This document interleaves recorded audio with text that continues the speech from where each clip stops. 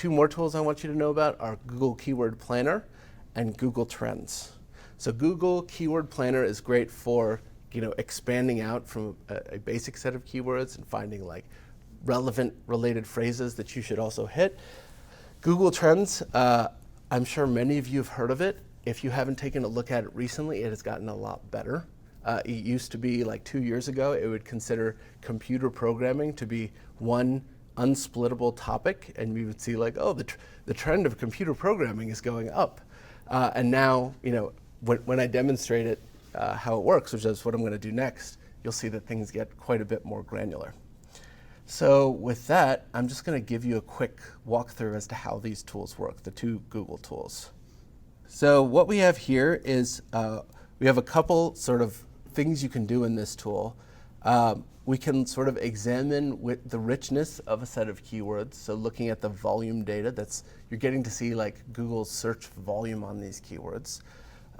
And this is my favorite tool of the three because like naming things is hard, coming up with expanded names for these or comprehensive lists is hard.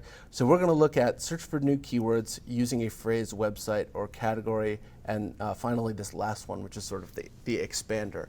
And I'm going to just use Front-End Masters as an example here. So let's use frontendmasters.com, and let's see if they have our modern SEO workshop page as one of the things that Google has indexed thoroughly. We're going to constrain our search to English, and we're already set up for the United States. Let me cancel this. So I was trying the SAS course last night. And now we can just hit Get Ideas. And what it's doing is it's kind of looking through the content, and it looks like we've got a lot of general information about SEO. Let's see, course for front-end developer, learn to be a front-end developer, responsive design with emails. So this stuff doesn't really relate to the SEO course specifically, but you can see that it is really, really focused on front-end masters. And typically what I do here is I want to look at the suggested bid, and I skip over like anything that's in the $40 range.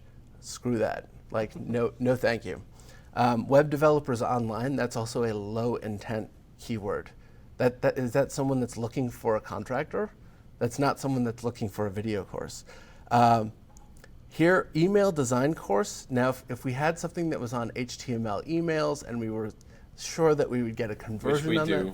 We do, but so the subscription price of Front-End Masters per month might not justify spending $28 for a bid on that keyword. That's one bid, right? So going down here, like the less than $10 range, that is where I think that you can get a lot more value. So learn web development.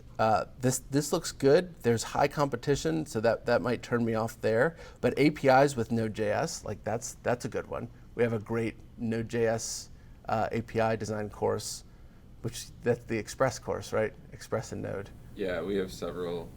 Yeah, API design with Node, Express course, and then we have a production Node with AWS deploying the APIs. So what we can also do is I can say that I don't want anything that is greater than $10 here, and I only want medium and low competition keywords. So if I'm going to show up and there's like a bunch of other highly competitive people trying to edge me out, like I'll opt out. I don't want to spend money on that, right? You might have a different strategy for that group. If I have a bakery and I'm trying to compete with Panera, like maybe I just want to say, look, if you're looking for Panera, you are not my customer, right? They sell like these mass-produced baked goods, and I'm trying to sell like these gluten-free special things that they don't even offer. But here, like now we're in business where we see some of these low competition. So you want low competition, high number of average monthly searches, high relevant to you and your business. And then what we can do is we can actually add some of these to effectively a shopping cart, which then they make it, of course, really easy for you to convert that into a Google AdWords campaign. But you can also use this, like if you take the Front-End Masters, some of the basic web development courses and use jQuery, you could even like scrape this and just get the keywords out of their UI and use it elsewhere just as a big like text file containing all of these Yeah, phrases. that's how we originally did all the keyword research, was use paid tools acting like we're gonna pay. Yep. But then take those keywords and place it in Yeah. the title tags, in the descriptions, in the page, in the links, get inbound links using Yep. those keywords, and then show up first. Exactly. In the organic search. Yep, these are using your front end development skills to have an advantage over people that don't know. They can extract this stuff really easily. So that's Google AdWords. That is the keyword planner. I want to show you this other aspect of it that expands keywords, and we will see if we can come up with an interesting result there. So if I'm going to put in here, let me put Ember, Angular, Vue, React, Polymer, others like Svelte, Glimmer, Preact. All right, so let's see what happens. So please enter keywords in at least 2 lists. So these are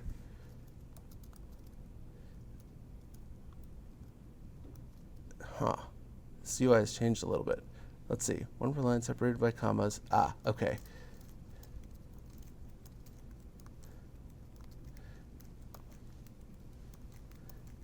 And over here we can do like promise, JavaScript, async, function, and let's try this. This might be a little bit specific here. Okay, so we found a very like small intersection between these two things. Google Trends is really interesting here in terms of how it has developed over time.